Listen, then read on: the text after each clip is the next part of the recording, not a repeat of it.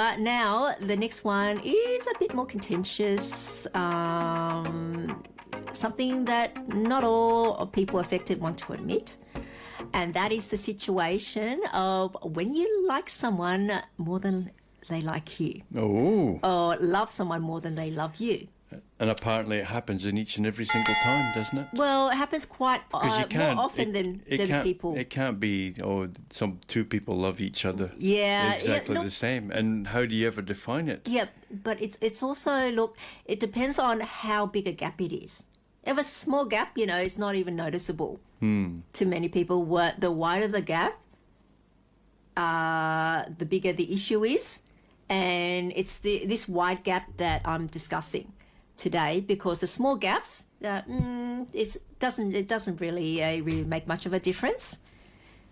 Okay. But the big gaps is what would make a big difference, and that is an absolute terrible situation to be in. And I think a lot of us have found ourselves in this situation before, and we have or are dating someone who we're interested in more than they are in us.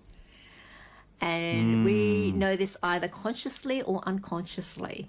Something we don't want to admit to ourselves even. So we like him or her more than they like us.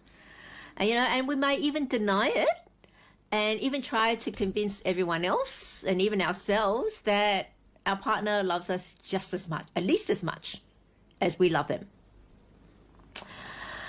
However, if you're in this situation, it is what it is, and there's no point denying reality, and that is that our partner does not love us the same way or less than we love them. And so what this means is, what would this mean in practice? I mean, it means you can never really be relaxed because you think, is it what day are they going to walk out the door? Not only that, but we're more, is that we're going to be putting more effort into the relationship. And that's always the case when one person wants the relationship more than the other. And, and the one that loves more will obviously want the relationship more. It's a very sad situation.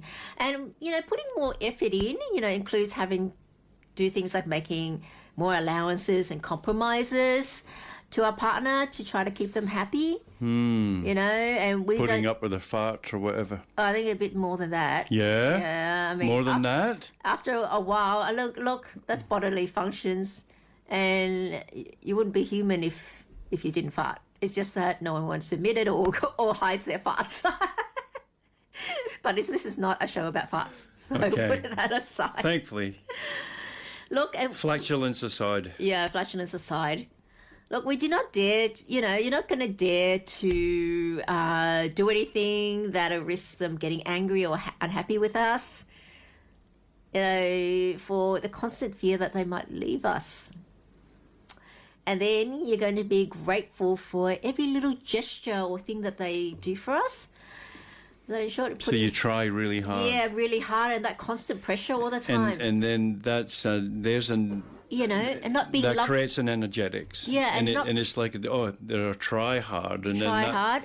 That seems to push people away even more. If they more looking at them more down with pity, or just your partner looking back at you with like pity or even disdain, even unconsciously. Could be, perhaps, yeah.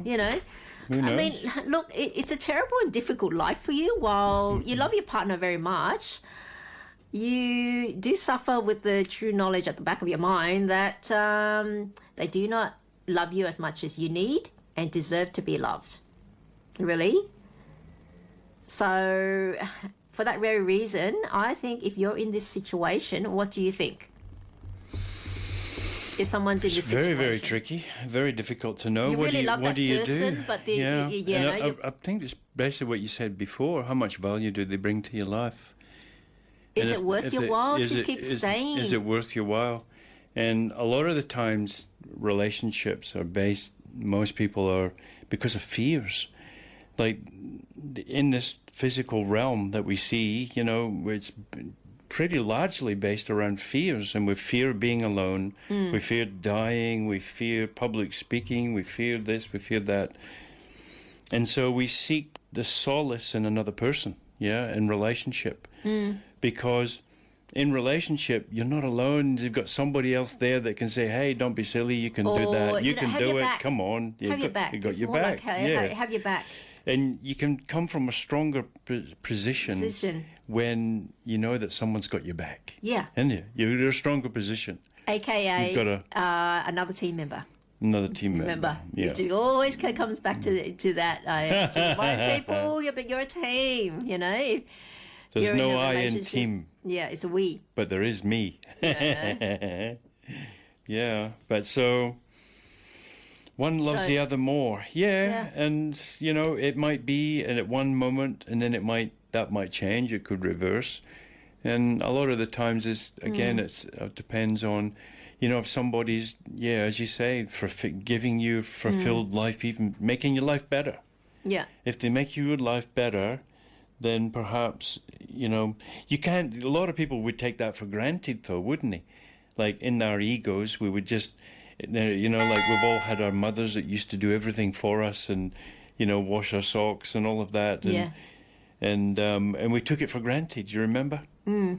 And so, you know, it's almost like the same thing in a things like if somebody else is, we could take them for granted as well, you see, if they're trying hard to win our affections.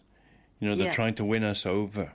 And then that might be repelling. Who knows, lovely? It's it's so tricky, isn't it? Yeah, it really is. I mean, but the thing is, for me, if that's the case, if you're in this situation, not only are you not being loved the way you deserve to be, but also you're wasting your time on the wrong partner, and a relationship that really will not work because it's always one-sided, you know, rather than spending time looking for and building a relationship with the right partner.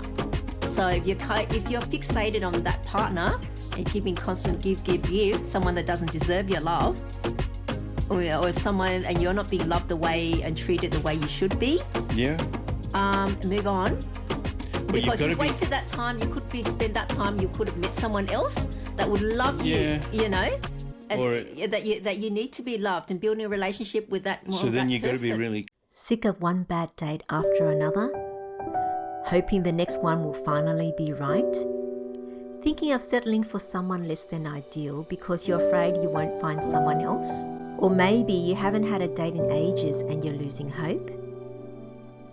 But there is an answer. Find out when you'll meet your special someone with a personalised Taoist astrology reading, revealing the best time for love based on your stars. For only $50, get a real reading by a professional astrologer. No computer-generated charts, no settling for second best.